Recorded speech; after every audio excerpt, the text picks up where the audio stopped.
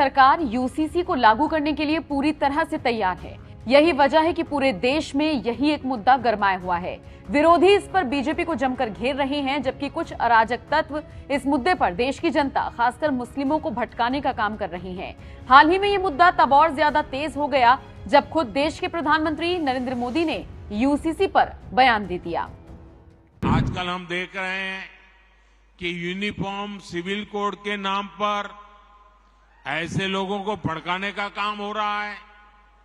आप मुझे बताइए, एक घर में परिवार के एक सदस्य के लिए एक कानून हो, परिवार के दूसरे सदस्य के लिए दूसरा कानून हो, तो क्या वो घर चल पाएगा? क्या कभी भी चल पाएगा क्या?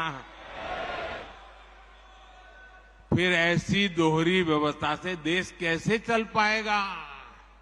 हमें याद रखना है कि भारत के संविधान में भी नागरिकों के समान अधिकार की बात कही गई है। साथियों, ये लोग हम पर आरोप लगाते हैं, लेकिन सच ये है कि यही लोग मुसलमान करते हैं। अगर ये मुसलमानों के सही मायने में हितैषी होते तो अधिकांश परिवार, मेरे मुस्लिम भाई बहन, शिक्षा में पीछे न रहते, रोजगार में पीछे न रहते, मुसीबत की जिंदगी जीने के लिए मजबूत नहीं रहते।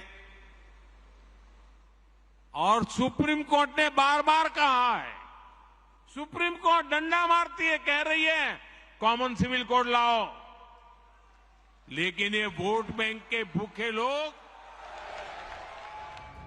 बस फिर क्या, तभी से ये चर्चाएं हैं कि मोदी सरकार जल्द ही कोई बड़ा ऐलान कर सकती है। अब यूसीसी पर विरोधी भी कंफ्यूज नजर आ रहे हैं। यूसीसी यानी यूनिफॉर्म सिविल कोड यानी समान नागरिक संहिता, जैसा कि नाम से ही पता चल रहा है कि ये कानून सभी को बराबर अधिकार देगा।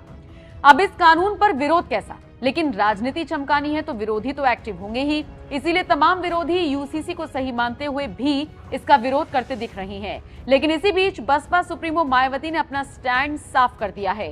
हाल ही में मीडिया को संबोधित करते हुए मायावती ने यूसीसी पर ऐसा कुछ कहा जिसकी चर्चा हर तरफ हो रही है। आप भी सुनिए मायावती ने क्या कुछ कहा।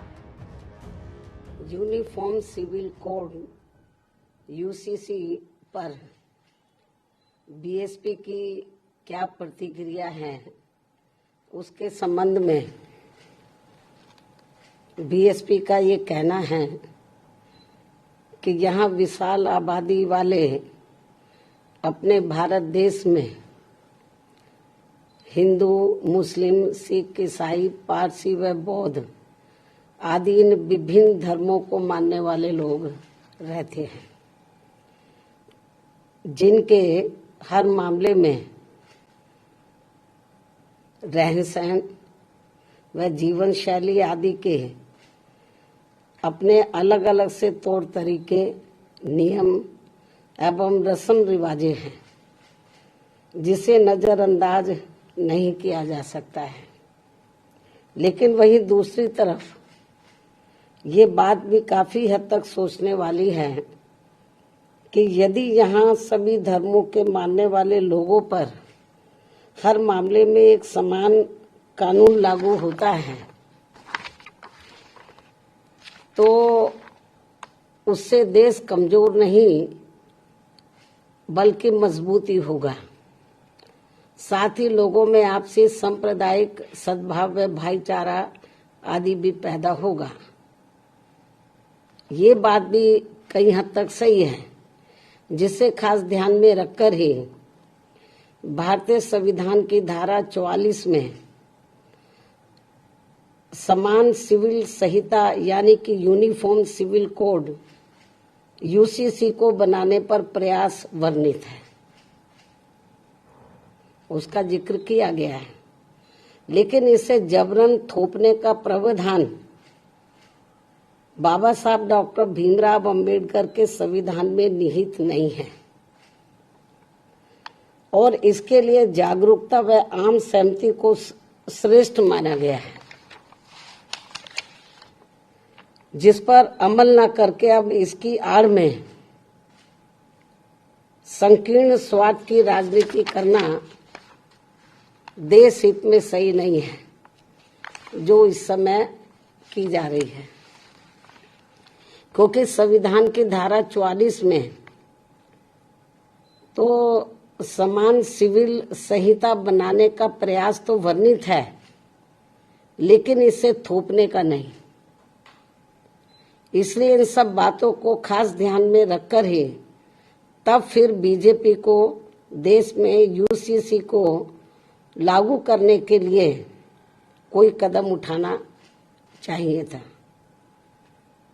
इसके साथ ही यहाँ मैं ये भी कहना चाहूंगी कि हमारी पार्टी समान सिविल संहिता यानी कि यूसीसी को लागू करने के विरुद्ध नहीं है, बल्कि भाजपा व इनकी सरकार के इसको देश में लागू करने के तौर तरीकों से सहमत नहीं है।